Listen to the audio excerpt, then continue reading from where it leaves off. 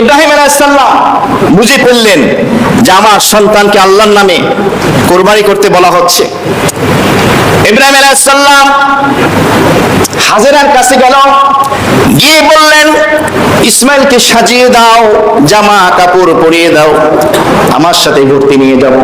মায়ের কাছে বললেন না, কারণ মায়ের মন কোমল হয়, নরম হয়, মমতাময়ী হয়। ইসমাইলকে সুন্দর করে সাজিয়ে দেওয়ার পরে বাবা ইব্রাহিম ইসমাইলের হাতখানা নিয়ে রওনা দিলেন।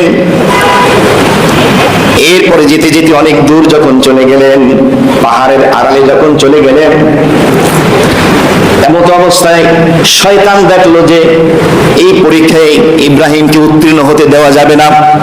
শয়তান দৌড়ে চলে গেল বিবি হাজেরার কাছে। হাজেরা, তুমি কি জানো তোমার ছেলে ইসমাইলকে তোমার স্বামী ইব্রাহিম কেন নিয়েছে, কেন জবাই করবে? হাজেরা বলল, প্রশ্নই আসে না, সে ইসমাইলকে অনেক ভালোবাসে, তার শেষ জীবনের এই সন্তান, সে অনেক মহব্বত করে, পিতা কোনোদিন সন্তানকে জবাই করতে পারে না। শয়তান বলল, পারে, কারণ ইব্রাহিমের রব তার নামে তোমার সন্তানকে কোরবানি করতে বলছে। বিবি হাজেরা কি বলে শোনেন, শিক্ষাটা কি? আমরা তো খালি জবাই করি আর গোশত খাই আর ফ্রিজ ভরি, শিক্ষার কোনো খবর নেই। শিক্ষাটা কি? বিবি হাজেরা দেখেন একমাত্র সন্তান, বলতেছে ইব্রাহিমের রব তো আমারও রব, আমার সন্তান ইসমাইলের রব, যদি আমার রব এই নির্দেশ দিয়ে থাকে আমি এই নির্দেশে রাজি আছি। সুবহান। শয়তান দেখলো এখানে কি হবে না, কাজ হবে না, দৌড় দিয়ে গেল ইসমাইলের কাছে। ইসমাইলের কানে কানে বলতে, ইসমাইল তুমি কি জানো কি তোমার বাবা তোমাকে জবাই করবে? না, প্রশ্নই আসে না, আমার বাবা আমাকে অনেক ভালোবাসে।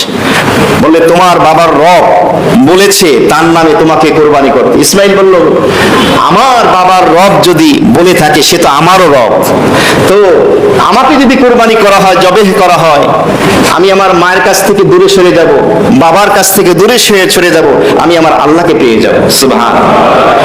আমার মায়ের থেকে বাবার থেকে আল্লাহ সব থেকে মাহবুব, প্রিয়। মা বাবার পরিবর্তে আমি কাকে পাবো? আল্লাহ। এটা হলো শিক্ষা কোরবানির, আল্লাহকে পাবো। সুতরাং তুমি যাও। চান্স যখন পাইল না, এবার বসের কাছে, ইব্রাহিমের কাছে গেছে। ওস্তাদ, পয়গম্বর ইব্রাহিম, আপনি কি করতেছেন? আপনি যে স্বপ্নে দেখছেন ওটা তো শয়তান দেখাইছে আপনারে। বলেন নাউজুবিল্লাহ মিন যালিক। পিতা কোনোদিন সন্তানকে জবাই করতে পারে, কুরবানি করতে পারে? পৃথিবীর ইতিহাসে আছে, শয়তান দেখাইছে। ইব্রাহিম আলাইহিস সালাম তো পয়গম্বর, বলেন নবীর স্বপ্ন ওহীর মর্যাদা রাখে। এক হাদিসে নবীজি বলেন, নবুয়তের 46 ভাগের 1 ভাগ হলো মুমিনের সত্য স্বপ্ন। বলুন সুবহান। আমাদের সত্য স্বপ্নের গুরুত্ব আছে কি নাই? আছে। ইব্রাহিম আলাইহিস সালাম 7টা কঙ্কর উঠালেন, উঠিয়ে 7টা কঙ্কর নিক্ষেপ করলেন। বিসমিল্লাহি আল্লাহু আকবার। আবার কিছু দূর গেলেন, আকাবায় উস্তা, জামারা উস্তায় যখন গেলেন, আবার শয়তান ধোঁকা দেয়, ভুল করতেছেন, ভুল করতেছি, 7টা কঙ্কর উঠে আবার নিক্ষেপ। আবার জামারায় কুবরায় যখন গেলেন কিছু দূর, আবার ধোঁকা, আবার 7টা কঙ্কর। বিসমিল্লাহি আল্লাহু আকবার। ইব্রাহিম আলাইহিস সালামের এই ইতিহাস বিজড়িত, স্মৃতি বিজড়িত যে ইতিহাস, তিনি যে শয়তানকে দূর করার জন্য কঙ্কর নিক্ষেপ করেছিলেন, আল্লাহ তাআলা প্রত্যেক হাজির হজের ভিতরে হজের ওয়াজিব বানিয়ে দিলেন। সুবহানাল্লাহ।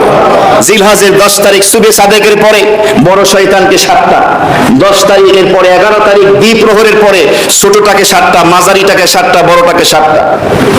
12 তারিখ দ্বিপ্রহরের পরে জোহরের পরে ছোটটাকে 7টা, মাঝারিটাকে 7টা, বড়টাকে 7টা। এটা ইব্রাহিম আলাইহিস সালামের সেই কঙ্কর নিক্ষেপের সেই ইতিহাস, আল্লাহকে পাওয়ার জন্য করেছিলেন।